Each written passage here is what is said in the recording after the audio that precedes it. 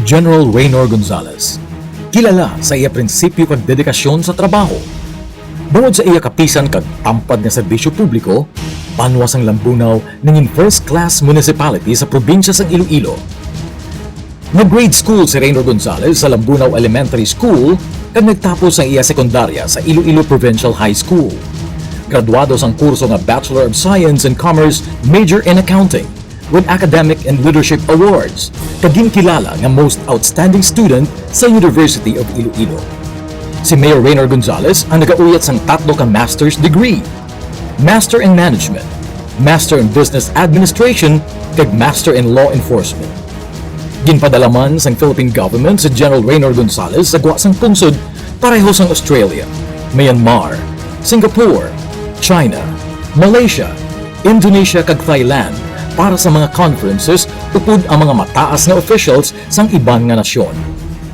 Ginpamunuan niya ang mga sensitibo nga units sa Philippine National Police pareho sang Maritime Group kag sang Narcotics Command kag nagretiro bilang isa ka police general nga wala sang musing angalan. Bangod na bunag sa isa ka maayo nga pamilya, si Mayor Raynor Gonzales hindi lamang mapisan nga amay sang banwa, kundi siya man isa ka responsable kag mapinalang gaon nga haligi sang pamilya. Katimbang ang matinatapon nga asawa, Inday Frenny Rivera Gonzales, ang ila kabataan ang may maayo nga naabdan.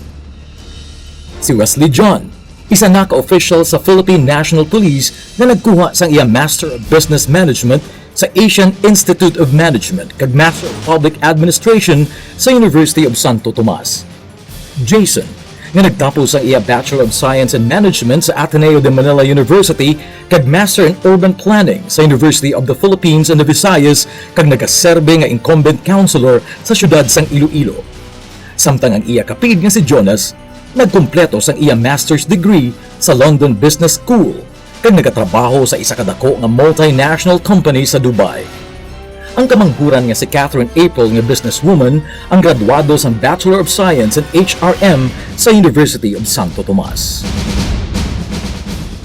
Bungod sa kapisan ng Mayor Raynor Gonzales kag sa bulig ni Governor Arthur Defensor Sr. kag Congressman Toto Defensor Jr., iya napatuman ang hindi matupungan nga proyekto nga nagahatag sang madamo nga benepisyo.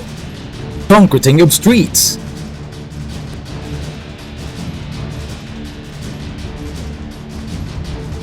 installation of street lights,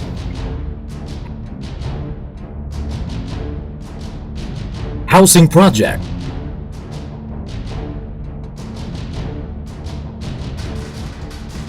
heavy equipment,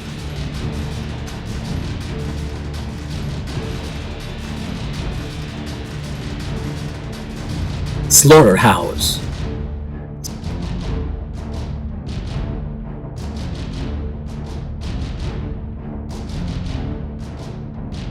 sa sulod lamang sang halos 6 katuig bilang alkalde sang Banwa, napatuman ni Mayor Raynor Gonzales ang mga dalagko nga mihura. Ini ang pinakabago, moderno kag masangkad nga Lambunaw Public Market nga natukod sa idalom sang Gonzales administration. Ini ang magadala sa madamo nga oportunidad kag makapapagro sang economic activity sa Banwa sang Lambunaw. Madamo nga proyekto na tuhog sa agrikultura ang napatuman ni Mayor Raynor Gonzales. Natukod ang mga dryer kag irrigation system sa mga kabaranggayan agud mapadamo ang ani sa kaumhan. Nagapadayon ang pagpanghatag sang binhi sang palay, utanon kag fertilizer sa mga mangunguma. Madamo man ang nakabenepisyo sa mga dispersal projects. Madamo ang naka-avail sang inland fishing project nga ginapatuman sang Gonzales administration. Prioridad man sa Gonzales administration ang ikaayong lawas sa mga Lambunaw noon. Madamo ang mga PhilHealth beneficiaries kag padayon nga maka-avail sa medical assistance ang mga pigado nga pumuluyo. Libre man na makaangkon sa anti-rabies kag anti-tetanus vaccination ang mga ginkagat sang ido. Padayon nga ginapatuman ang Water for Life program, kung sa diin madamo ang nakabenepisyo sang water pump or bomba na ginapanghatag sa mga kabaranggayan. Ginpa-improve man ni Mayor Gonzales ang health kag birthing facilities. Nangin mahapos na sa mga Lambunaw noon na ara sa kaumhan ang maka-avail sang free medical check-up bangod sang Doctor to the Barrio program.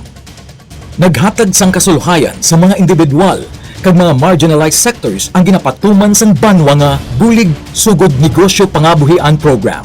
Sa sini nga programa naka-avail ang mga low-income earners nga mga empleyado kag individual, kalakip na ang mga kababainhan, senior citizens kag mga persons with disabilities sang mga livelihood training and seminars, kag capital assistance balor 5,000 tugtog 10,000 pesos na wala sang interest kag collateral.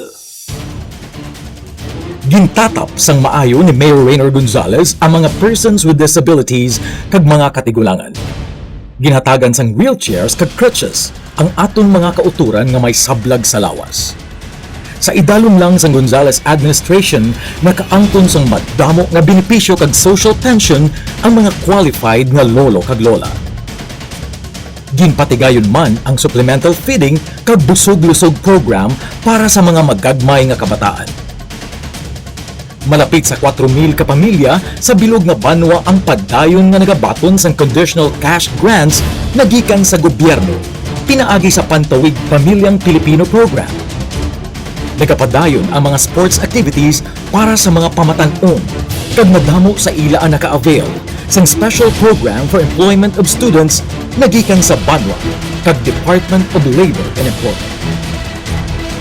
Nahuman ang mga bag-o nga school buildings kag ginatos ka mga elementary pupils ang nakabaton sang libre nga school supplies bangod sa paghatag importansya ni Mayor Reynor Gonzalez sa edukasyon. Ang Banwa sang Lambunaw bilang isa ka first-class municipality ang may pinakamadasig nga pagsaka sa income sa probinsya sa Iloilo.